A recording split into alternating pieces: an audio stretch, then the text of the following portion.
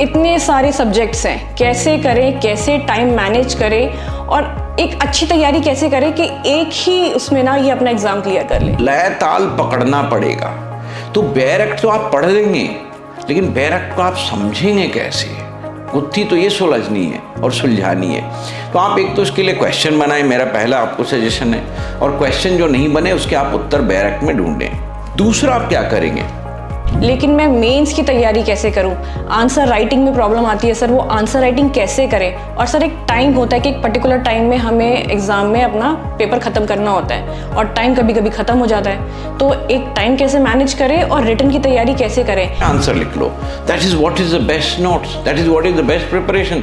And if it is available to you, यदि आपको उपलब्ध है, तो उन आंसर्स को आप चेक कराइए। को क्या लगता है कि कोचिंग करके ही फायदा है या हम अगर खुद से पढ़े? आप अपने से बहुत कुछ कर सकते हैं। हर व्यक्ति ज्ञानी है, समझदार है, लेकिन कोच आपके काम को डायरेक्शन में ले जाता है, सटीक बताता है और कम समय में काम कराता है। इस बात को आप जरूर ध्यान रखें। देखिए, बिहार और झारखंड की नोटिफिकेशन आ ही चुकी है एंड आई एम श्योर आप सभी ने अपनी तैयारी शुरू कर दी होगी, लेकिन एक अच्छी तैयारी के लिए ना एक अच्छी गाइडेंस बहुत ज़रूरी है। और आज हमारे साथ आलोक सर हैं जो आपको इस एग्ज़ाम के लिए गाइड करेंगे। तो इस पॉडकास्ट को ना एंड तक सुनना ताकि आपकी सारी क्वेरी सॉल्व हो जाए और आप ये एग्ज़ाम अच्छे से क्लियर कर पाएँ। तो सर, बिहार की और झारखंड की नोटिफिकेशन हमारी आ ही चुकी है, लेकिन मेरा ये सवाल आपसे ये एक है कि जो हमारा प्रीलिम्स है, बच्चे क्या करते हैं, प्रीलिम्स में क्लियर हो जाते हैं लेकिन मेंस में अटक जाते हैं। इतने सारे सब्जेक्ट्स हैं, कैसे करें, कैसे टाइम मैनेज करें और एक अच्छी तैयारी कैसे करें कि एक ही उसमें ना ये अपना एग्जाम क्लियर कर लें? ये सबसे पहले तो ये जो एग्ज़ाम आपने पूछा, बिहार हो, झारखंड हो, यूपी, कोई भी एपीओ का एग्ज़ाम जो है या जुडिशरी का एग्ज़ाम, उस लिहाज से आप ले लें, 3 स्तर का एग्ज़ाम होता है: प्रिलिमिनरी, मेंस, इंटरव्यू। अब एपीओ के एग्ज़ाम में चूँकि आप प्रोसिक्यूशन ऑफिसर बनने जा रहे हैं, तो लाजमी है सवाल कि वो आपसे ऐसे सवाल पूछेंगे जो प्रोसिक्यूटर्स को यूज़ करने होते हैं। तो सीआरपीसी, आईपीसी एविडेंस तो आएगा ही आएगा।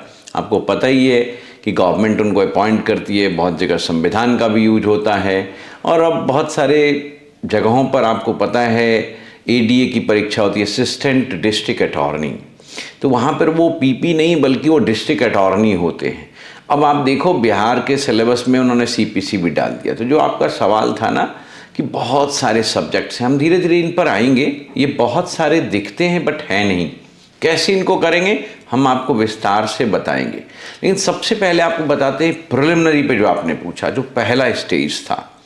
देखिए, प्रिलिमिनरी के एग्ज़ाम में आपको यदि पता हो, बिहार के सिलेबस में, झारखंड के सिलेबस में या यूपी के ही सिलेबस को आप ले लें, थोड़ा बड़ा वेरिएशन तो है, लेकिन हर जगह मुझे लगता है कि उन्होंने सीआरपीसी, आईपीसी एविडेंस जो क्रमशः बीएनएस और बीएसए बन गया, वो तो पूछ ही रहे हैं। झारखंड में थोड़ा सा ये है कि वो कह रहे हैं पुराने लॉज को पूछेंगे, और यूपी में कॉन्स्टिट्यूशन पूछ रहे हैं, बिहार में भी कॉन्स्टिट्यूशन पूछ रहे हैं। तो इस तरह से थोड़ा बड़ा बदलाव है। बिहार में सीपीसी भी ले आए हैं, झारखंड में भी जो है उन्होंने कॉन्स्टिट्यूशन पूछा। तो इस तरह के बदलाव आ रहे हैं, तो उससे कोई फ़र्क नहीं पड़ता। आपको ध्यान देना है कि साहब प्रिलिमिनरी की तैयारी करने के लिए हम करें क्या। तो preliminary basically bare act oriented examination, आपको बेयर एक्ट को मास्टर करना पड़ेगा। अब आप पूछेंगे बेयर एक्ट को मास्टर कैसे करेंगे, तो उसकी भी तकनीक है, तरकीब है। बेयर एक्ट को ही बेसिकली आपने कंसंट्रेट करना है और बेयर एक्ट पे ही आपको देखना है। और चूंकि नए लॉज आ गए हैं, तो नए लॉज पे सवाल तो आने ही आने हैं। सर, ये जो प्रीवियस ईयर क्वेश्चन पेपर हैं, क्या इनको भी हमें करना चाहिए बेयर एक्ट के साथ साथ? जैसे हम एक क्वेश्चन पेपर उठा लें, उसको पढ़ें और बेयर एक्ट को भी साथ साथ सॉल्व करते रहें? जी, मैं इसी बात पे अब चर्चा करना चाह रहा था। आपने सवाल भी पूछा, लेकिन मैंने जैसा कहा बेयर एक्ट ओरिएंटेशन में पढ़ना पड़ेगा। जैसे आप मान लो सीआरपीसी ही पढ़ना चाहते हो, तो सीआरपीसी का बेयर एक्ट उठा लो, लेकिन सीआरपीसी में पढ़ोगे क्या? आप देखो पीपी से रिलेटेड क्या धाराएं हैं, तो असिस्टेंट पब्लिक प्रोसिक्यूटर कहाँ है, तो आपको पता होगा शायद 18, 19, 20 के आसपास सब बीएनएसएस में आ गया है। पहले ये आप जानते ही थे 20 से 25 के बीच में होता था, 25 से में डायरेक्टरेट ऑफ प्रोसिक्यूशन था, वो अब भी है। तो आप इनसे रिलेटेड चीज़ें देखोगे। फिर पीपी करता क्या है, तो ट्रायल प्रोसेस में भाग लेता है, तो trial is very important, investigation बहुत इंपॉर्टेंट है, आपको पता ही है सीआरपीसी में। तो जैसा कि अभी आप पूछ रहे थे, जैसे आप एक भी टॉपिक पढ़ते, जैसे आपने इन्वेस्टिगेशन पढ़ा, तो इन्वेस्टिगेशन के बैरेक्ट को आपने पढ़ा, लेकिन ऐसे आपको बैरेक्ट कभी याद नहीं होगा। तो आप पूछेंगे कैसे याद होगा, तो क्वेश्चन बनाओ, क्वेश्चन बनाने के बाद जब आप क्वेश्चन बना के ख़त्म कर लो, तो आप रेलिवेंट सेक्शंस देखो और फिर देखो आपको कितनी तेज़ी से याद होता है। और हर जगह ना एक सिंक्रोनाइजेशन होता है, इस बात को याद रखना। जैसे हम इन्वेस्टिगेशन पढ़ने जाते हैं, तो आप देखो इन्वेस्टिगेशन के चैप्टर में इंफॉर्मेशन, इन्वेस्टिगेशन, रिपोर्ट, ये 3 पार्ट है, लेकिन वो आपको दिखता नहीं होगा। सबसे पहले इन्फॉर्मेशन कैसे 154 टू 156 सीआरपीसी, वैसे ही जो है बीएनएस में आज के डेट में आप देखेंगे तो 173 टू 175 बीएनएसएस में। उसके बाद इन्वेस्टिगेशन शुरू हो जाता है। अब इन्वेस्टिगेशन जो है 176 बीएनएसएस से चलता है, वैसे ही यहाँ पर जो है 157 से चलता है, और 157 से जाकर के ये फिर जो है 167 तक चलता है। वैसे ही ठीक वहाँ पर वो 176 से चल करके 186 तक जाएगा। तो देखिए आपको लय ताल पकड़ना पड़ेगा। तो बैरेक्ट तो आप पढ़ लेंगे, लेकिन बैरेक्ट को आप समझेंगे कैसे, गुत्थी तो ये सुलझनी है और सुलझानी है। तो आप एक तो इसके लिए क्वेश्चन बनाएं, मेरा पहला आपको सजेशन है, और क्वेश्चन जो नहीं बने उसके आप उत्तर बैरेक्ट में ढूंढें। दूसरा आप क्या करेंगे कि आप किसी से इसको सीखेंगे, या तो अपने आप से सीखें या किसी से। जैसे मैंने आपको बहुत छोटी सी बात बताई, information, investigation and then report. अब रिपोर्ट की बात आ जाएगी तो आप वो देखेंगे कि ये जो है 187 के बाद उधर भी रिपोर्ट है, और 167 के बाद सीआरपीसी में रिपोर्ट है, 187 के बाद बीएनएसएस में रिपोर्ट है। तो ये आपको लयताल पकड़ना पड़ेगा। रिपोर्ट भी कैसा, तो यदि एविडेंस डेफिशिएंट है तो वो रिपोर्ट पहले क्लोजर रिपोर्ट, एविडेंस सफिशिएंट है तो फिर हम साहब चार्जशीट फाइल करेंगे, तो उसके बाद है। देखिए बहुत लॉजिकल है। तो इन लॉजिक को समझने के लिए, लॉजिक इज मैजिक, इस बात को समझने के लिए आपको थोड़ा ना थोड़ा अच्छे से गाइडेंस लेनी पड़ेगी और अच्छे से अध्ययन भी करना पड़ेगा। अब इसके बहुत सारे उपाय हो सकते हैं। आप साहब किसी के अंडर में पढ़ें, स्वयं से पढ़ें, अच्छे विश्वविद्यालय से पढ़े हैं तो बहुत अच्छी बात है, अच्छी किताबें पढ़ें, अच्छे बैरेक्ट्स पढ़ें, तो ये तो आपको करना पड़ेगा। लेकिन साथ साथ क्वेश्चन जरूर बनाएं और प्रीवियस ईयर क्वेश्चंस तो जरूर बनाएं। जी सर, ये तो बात हो गई हमारी प्रीलिम्स की, लेकिन मैं मेंस की तैयारी कैसे करूं? आंसर राइटिंग में प्रॉब्लम आती है सर, वो आंसर राइटिंग कैसे करें? और सर एक टाइम होता है कि एक पर्टिकुलर टाइम में हमें एग्जाम में अपना पेपर खत्म करना होता है, और टाइम कभी कभी खत्म हो जाता है। तो एक टाइम कैसे मैनेज करें और रिटन की तैयारी कैसे करें? या तो हम प्रीलिम्स के साथ शुरू कर दें अपने मेंस की तैयारी, या फिर अलग से करें? कैसे करें सर इसको? देखिए, मैं आपको बताना चाहूँगा कि जो मुख्य परीक्षा की तैयारी है ना, वो क्वेश्चन आंसर ओरिएंटेशन में होगा। लेकिन आप कंटेंट लिखने के पहले कॉन्सेप्ट की क्लैरिटी पे जरूर ध्यान दीजिएगा। Conceptual clarity is must in law. यदि कॉन्सेप्ट क्लियर नहीं है तो आप शायद कंटेंट अच्छा नहीं लिख पाओगे। That has to be taken care of. तो पहले आप कॉन्सेप्ट बिल्ड करने पे ध्यान दो। अब कॉन्सेप्ट कैसे बिल्ड करोगे, तो उसके लिए अच्छी किताब पढ़ो, अच्छी चीज़ें पढ़ो, बैरेक्ट पढ़ो, क्वेश्चन वहाँ भी बनाने होंगे। और जो भी क्वेश्चन आप लेते हैं उसको आप साहब 200 शब्द, 250 शब्द में उसका आंसर लिखिए। देखिए ये 2 पेज टेक्निक है। कोई क्वेश्चन, अब जैसे पूरे सीआरपीसी को यदि हम ले लें तो मुझे नहीं लगता है कि सीआरपीसी में 40-50 क्वेश्चन से ज़्यादा जो है सवाल एग्जाम के बनते। तो वो आप 40-50 आइडेंटिफाई करो, और 40-50 आइडेंटिफाई करके उसके आप 200 पेज में 100 पेज में आंसर लिख लो। That is what is the best notes, that is what is the best preparation. And if it is available to you, यदि आपको उपलब्ध है, तो उन आंसर्स को आप चेक कराइए, और चेक करा के अपनी त्रुटियाँ देखिए। बहुत लोगों को आंसर्स में कंटेंट की प्रॉब्लम है, कॉन्सेप्ट की प्रॉब्लम है, बहुत लोगों को लैंग्वेज की प्रॉब्लम है, बहुत लोगों के स्पेलिंग की प्रॉब्लम है, बहुत लोग सेंटेंस कंप्लीट नहीं लिखते। अभी कल ही मैं कहीं देख रहा था कि एक बच्चे ने आर्टिकल 21 की चर्चा की या फंडामेंटल ड्यूटीज़ की चर्चा की, तो पहले 86th अमेंडमेंट लिख दिया और बाद में 76th अमेंडमेंट लिखा। तो मैंने उससे पूछा 76 शुड कम फर्स्ट देन 86। तो ये लय ताल आपको भी समझनी पड़ेगी। Answer writing is all about putting concepts in proper context in synchronized way।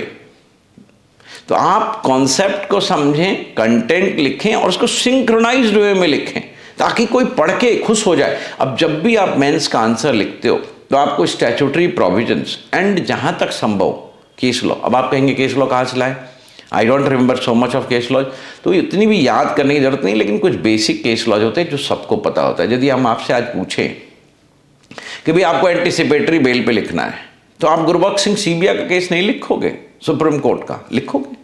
और आपसे पूछे कि साहब एंटीसिपेटरी बेल की चर्चा करनी है, तो सेक्शन 438 सीआरपीसी में था, अब 482 बीएनएसएस में, तो ये तो आपको पता होना ही चाहिए। एंटीसिपेटरी बेल का एक बेसिक लॉ, जो भी गुरबख्श सिंह सीबिया में 10-12 बातें कही गई, वो आपको पता होना चाहिए। गुरबख्श सिंह सीबिया भी पता होना चाहिए, सेक्शन 82 भी, 482 भी पता होना चाहिए बीएनएसएस का। तो ये तो आपको लिखना पड़ेगा, कंटेंट तो लाना पड़ेगा, कॉन्सेप्ट क्लैरिटी लानी पड़ेगी, तभी आप मेंस में अच्छा कर पाएंगे। साथ में लैंग्वेज का ध्यान रखिएगा। सर आपको क्या लगता है कि कोचिंग करके ही फायदा है या हम अगर खुद से पढ़े तब भी एग्जाम को क्लियर कर सकते हैं? देखिए, ये तो बड़ा कठिन सवाल है, इसलिए कि मैं भी एक कोचिंग का संचालक हूं। तो यदि मैं कहूँगा कोचिंग की आवश्यकता है तो लोग कहेंगे साहब अपना प्रचार कर रहे हैं। But truthfully speaking, let me ask you very simple question, Tendulkar को कोच की जरूरत थी कि नहीं? विराट कोहली जो इतने बड़े खिलाड़ी हैं, उनको कोच नहीं चाहिए? तो जो लोग ये बोलते हैं बिना कोच के हम कर लेंगे, कर ले भाई, हमें कोई दिक्कत नहीं है। But I tell you, coach can tell you those things which you do not understand. अब आज ही जो मैंने कॉपी चेक की, उन बच्चों को मैंने किसी को स्पेलिंग एरर्स बताया, किसी को कॉन्सेप्चुअल क्लैरिटी में प्रॉब्लम था वो बताया। एक बच्चे ने लिखा कि साहब सेशंस ट्रायल में जब कंप्लेंट केस होता है तो उसमें ऑल विटनेसेस को एग्जामिन करना होता है। ऑल का मतलब क्या है? रोजी वर्सेस स्टेट ऑफ केरला में बताया। अब रोजी वर्सेस स्टेट ऑफ केरला में बताया, ऑल का मतलब सम नहीं होता है, लेकिन आपको ये क्वेश्चन कि ऑल विटनेसेस को एग्जामिन करना है 313 के स्टेज में ही, जो आज 351 बीएनएसएस हो गया, 313 से जो सीआरपीसी में था। अब आप कहेंगे सर आपको कैसे याद रहता है? तो देखिए, ये याद करना नहीं है, ये कला है। हमें सिंक्रोनाइजेशन पता है कि सीआरपीसी में कहाँ क्या लिखी है, बीएनएसएस में कहाँ क्या लिखी है, तो मुझे याद हो जाएगा। यदि मैं वो सिंक्रोनाइजेशन नहीं पकड़ पाऊंगा, वो गोल्डन थ्रेड नहीं पकड़ पाऊंगा, तो याद नहीं होगा। This is what coach will tell you. तो कोच का बहुत बड़ा काम होता है, लेकिन आज की जो पद्धति है, आज की जो सोच है, उसमें बहुत सारी चीज़ें बदल गई है। आप अपने से बहुत कुछ कर सकते हैं, हर व्यक्ति ज्ञानी है, समझदार है, लेकिन कोच आपके काम को डायरेक्शन में ले जाता है, सटीक बताता है और कम समय में काम कराता है। इस बात को आप जरूर ध्यान रखेंगे। सर अब बात करते हैं हमारा बिल्कुल लास्ट लेवल जो हो गया हमारा इंटरव्यू। अब इंटरव्यू कैसे क्रैक करें, क्या आप उसकी भी तैयारी कराते हैं? इंटरव्यू तो देखिए एक प्रकार का साक्षात्कार है। साक्षात्कार में जैसे इंटरव्यू आप एक दूसरे को देखते हैं और आप एक दूसरे से सवाल पूछते हैं और उसकी जो दक्षता है, योग्यता है उस पद के लिए, उसको एग्जामिन करते हैं। बट मैं आपको बताऊं, खास करके जो जुडिशियल सर्विसेज और प्रोसिक्यूशन ऑफिसर का इंटरव्यू होता है, this is little different from IAS interview. यहाँ पर वो जो आप दक्षता और योग्यता है लॉ के बेस पर टेस्ट करते हैं। तो लॉ के क्वेश्चन यहाँ प्रभावी होते हैं, हॉबीज के क्वेश्चन और अन्य questions. So interview will not pose any difficulty for you, and I tell you there are certain questions which are generally asked in all interviews, जो हमने अपने इंटरव्यू की किताब में लिख रखा है। आप उसको जरूर एक बार पढ़िएगा, हमसे कभी मौका मिले तो मिलिएगा, हमारे इंटरव्यू भी अटेंड कर सकते हैं। That is free of cost, that is not at all costly thing. So you can come and you can join our interview session. But just buy that book and just see what are the frequently asked questions in interview. You will have exact feel of interview. Sir ऐसे कुछ बच्चे हैं जो prelims clear कर लेते हैं लेकिन mains में अटक जाते हैं, मेंस क्लियर करते हैं तो इंटरव्यू में अटक जाते हैं और कभी कभी हताश भी हो जाते हैं। तो आप उनको कैसे मोटिवेट करेंगे, उनके लिए क्या एक लाइन बोलेंगे कि वो हताश ना हो और फिर से ट्राई करें? क्योंकि ये जिंदगी का एग्जाम तो है नहीं, एक नॉर्मल एग्जाम है। तो सर क्या बोलेंगे आप इनको? ये बार बार हम लोग कहते हैं कोशिश करने वालों की हार नहीं होती, तो मैं उसी बात से कहूँगा कि देखिए, no defeat is final unless you accept it. मैं हार मानूंगा तब तो मेरी हार होगी, मैं हार मानूंगा ही नहीं, मैं हार मानूंगा ही नहीं। और देखिए, जो लोग मेहनत करते सच्चे दिल से, one who is dedicated, discipline, devoted, वो असफल नहीं हो सकता है। जिस बात को आज आप असफलता समझ रहे हैं, कल हो सकता है आपके लिए सफलता की सीढ़ी बनेगी। मैं यदि किसी परीक्षा में पास होकर के अधिकारी बन गया होता तो आज शिक्षक ना होता, और शिक्षक ना होता तो लेखक ना होता, लेखक ना होता तो मैं आप जो आज आपके उत्तर दे रहा हूँ, जो मोटिवेशन कर रहा हूँ, शायद वो ना कर पाता। तो जिस बात को आप असफलता समझते हैं ना, उसी में सफलता की कुंजी छिपी होती है। इसलिए आप असफलता को स्वीकार नहीं करिए और अपने आप को बिल्कुल हीन भावना से ग्रसित नहीं करिए। लेकिन देखिए, यदि आपको कुछ जीवन में अच्छा करना है, आगे बढ़ना है, तो आपको सीखने की आदत डालनी पड़ेगी। Read the best, be the best and take guidance from the best. आपको अपने आप को अच्छे से गाइड करना है। The guidance from the best का मतलब ये नहीं कि मुझसे गाइडेंस ले लो, मैंने ये कभी नहीं कहा। आप स्वयं के गाइड हो सकते हैं, मैं स्वयं का गाइड हूं। मैं अपने आप को ही बताता रहता हूं कि तुम्हें ये करना होगा, तुम्हें आगे बढ़ना होगा। हम हार नहीं मानते, हार नहीं मानते तो चीज़ें चलती रहती है। और आज देखो, जब पीछे मुड़ के देखता हूं तो हमने अंग्रेजी के 40 बैरक्ट, हिंदी के 20 बैरक्ट, हिंदी में 5 किताबें और अंग्रेजी में भी 6-7 किताबें हमने पब्लिश की, और आगे भी हम उस दौर में लगे हुए हैं। तो मैं अपने आप को खुश मानता हूँ, खुश नसीब मानता हूँ कि मैं बच्चों की सेवा कर पा रहा हूँ। तो असफलता को जो स्वीकार नहीं करता वो असफल हो ही नहीं सकता। सर, जो नए क्रिमिनल लॉज हैं, हम उसकी तैयारी कैसे करें? जैसे इतने सारे सब्जेक्ट्स पूछे जाते हैं बिहार में, आपके प्रीलिम्स में इतने सारे सब्जेक्ट्स हैं, तो कैसे तैयारी करें? और क्या इसके लिए कोई बुक रेफर करनी चाहिए हमें प्रीलिम्स के लिए?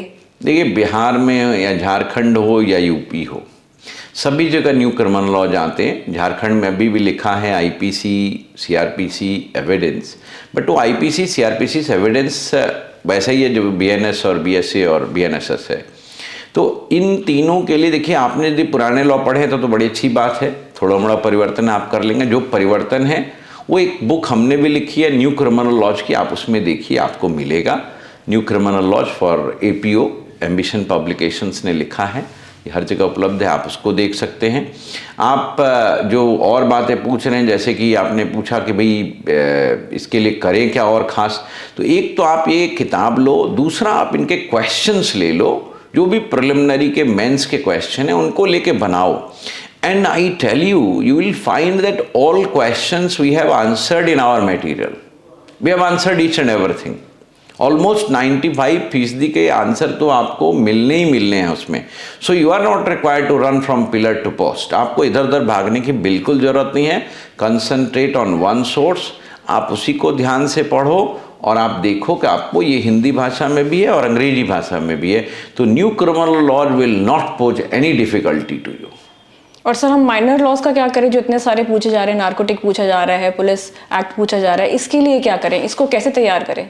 नहीं, देखिए, जो छोटे छोटे लॉज हैं वो तो एक दो तो को आप छोड़ दें। नार्कोटिक्स जैसे हमने बोला, एनडीपीएस, वो बहुत बड़ा है।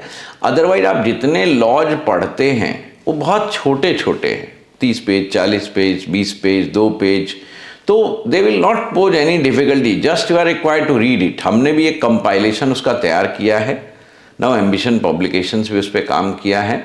तो आप उस कंपाइलेशन को देखो, हिंदी भाषा में, अंग्रेजी भाषा में, जो भी आपकी भाषा है, तो आपको बहुत कठिनाई नहीं होगी। जैसा मैं देख पा रहा हूँ कि झारखंड, तो झारखंड में फॉरेस्ट एक्ट पूछा इन्होंने, चूँकि झारखंड एक ऐसा राज्य है जहाँ फॉरेस्ट प्रोड्यूस की बहुत बात है, तो उन्होंने इस प्रकार का एक्सप्लोसिव एंड आर्म्स दोनों जगह है, क्योंकि ये पुलिस इत्यादि से रिलेटेड है। बहुत सारी नक्सल की घटनाएं उनसे रिलेटेड, इसलिए बिहार झारखंड में एक्सप्लोसिव एक्ट्स पूछा हुआ है।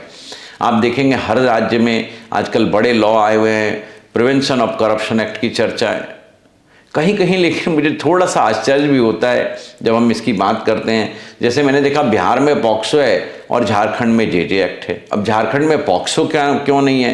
क्या झारखंड में पॉक्सो के अपराध होते ही नहीं है? Prevention of child sexual offences act जो है आपका, protection of child from sexual offences act, क्या protection of child from sexual offences act की ज़रूरत झारखंड में नहीं है? तो थोड़ा बहुत सिलेबस कहीं डिस्क्रिपेंसी भी मुझे दिख रही है, लेकिन हमारा वो मतलब नहीं है। आप यदि बैरक को ध्यान से देखेंगे, हमने पॉक्सो का भी बैरक बनाया, डॉरी प्रोहिबिशन का भी बनाया, तो आपको सारे मैटर्स उसमें मिलेंगे। So you are not required to worry at all. और जहाँ तक मैं अपनी ओर से आपको बताऊं, जैसे प्रारंभिक परीक्षा भी देखते हो, इतने बड़े बड़े विषय, CrPC, CPC, evidence, IPC, constitution, हाँ, बिहार में तो CPCB है, झारखंड में नहीं। आप जब पढ़ते हैं उसको तो आपको एक बात पकड़नी होती है कि साहब उसके क्वेश्चन का एक पैटर्न है, तो कैसे पकड़ोगे पैटर्न? तो आपने बिहार झारखंड का एक प्रीवियस ईयर क्वेश्चन ले लेना है या यूपी का ले लेना है। एक आप प्रीवियस ईयर क्वेश्चंस ले लो और प्रीवियस ईयर क्वेश्चंस को पहले बनाओ and then look for explanation and answer. आप उसके एक्सप्लेनेशन और आंसर देखो, तो यदि आप देखोगे तो आपको लगेगी चीज़ें कि ये कहीं डेफिनेट एरिया से सवाल आ रहा है। Pick those areas and try to concentrate on those areas. तो देखो प्रिलिमिनरी में वो प्रीवियस ईयर क्वेश्चंस आपको बहुत काम करेगा। That will be wonderful tool in your hand. तो उसको आप बनाओ। इसके अलावा आप प्रैक्टिस करो क्वेश्चंस को खूब। तो प्रैक्टिस क्वेश्चन सेट लो, उसके लिए प्रैक्टिस क्वेश्चन सेट लोगे तो तुम्हारा उस पर काफ़ी अभ्यास, खास करके न्यू क्रिमिनल लॉज पे, CPC पे, कॉन्स्टिट्यूशन पे, जो तुम्हारे प्रिलिमिनरी में आ रहा है, बहुत काम आएगा बिहार झारखंड के बच्चों को। और मुझे नहीं लगता कि यदि आप इतना कर लेंगे तो आप प्रिलिमिनरी में फेल कर पाएंगे। That is my guarantee. आप ध्यान से प्रीवियस ईयर क्वेश्चन बनाओ और क्वेश्चन प्रैक्टिस करो with bare act, you will succeed definitely। तो preliminary is not at all a problem. Mains के लिए मैंने आपको बताया कि आप न्यू क्रिमिनल लॉज की UP APO या APO का जो बुक है एम्बिशन पब्लिकेशंस का, उसको पढ़िए। हमने सारे क्वेश्चन का आंसर देने का प्रयास किया है। और एक हमने ना अभी बिहार झारखंड का PYQ भी निकाला है, जिसमें हमने हिंट आंसर तक मेंस के भी डाल रखे हैं। तो उस हिंट आंसर में आपको पता चल जाएगा किस पेज से क्या चीज़ हमें उठानी है आंसर में, तो वो आपको बहुत काम करेगा। तो that will be wonderful tool again for mains examination. And जहाँ तक माइनर लॉज का जो आपने प्रश्न पूछा, इतने सारे लॉज हैं, वो मैंने बताया they are bare act oriented, so you should not worry at all. आपको चिंता नहीं करनी चाहिए। जी जी सर, जैसे मेंस में ऐसे कौन से सब्जेक्ट्स हैं जो हमें बिल्कुल नहीं छोड़ने चाहिए, जिनकी वेटेज बहुत ज़्यादा है? और इस बार बिहार में ये CPC भी पूछने वाले हैं, तो सर मेंस के लिए कैसे तैयारी करें? और सर एक और सवाल, जैसे ये तो आपका जो मटेरियल है ये स्टूडेंट्स के लिए अवेलेबल है, जैसे कोई स्टूडेंट है जो बाहर का है, उसने कोचिंग ज्वाइन नहीं करी, तो क्या उसके लिए भी रिटन मटेरियल अवेलेबल है? नहीं, एक तो देखिए हमारा एम्बिशन पब्लिकेशन है जो इन चीज़ों को पब्लिश भी करता है। तो ambition publication is not part of ambition law institute, that's a separate entity. वो पब्लिकेशन में है। पब्लिकेशन में हम लोग इस तरह की चीज़ें पब्लिश करवा रहे हैं, हमारा सिस्टर कंसर्न है। तो वहाँ से किताबें खरीदी जा सकती है, ली जा सकती है। वो बहुत सारी किताबें आप देख ही रहे होंगे, ये UP APO की या APO की बुक्स लगी हुई है, यहाँ PYQ भी लगी हुई है आपके तरफ भी, तो आप देख सकते हैं किताबें हैं। बिहार झारखंड का भी PYQ जो सॉल्व पेपर विद एक्सप्लेनेशन वो भी आ गया है।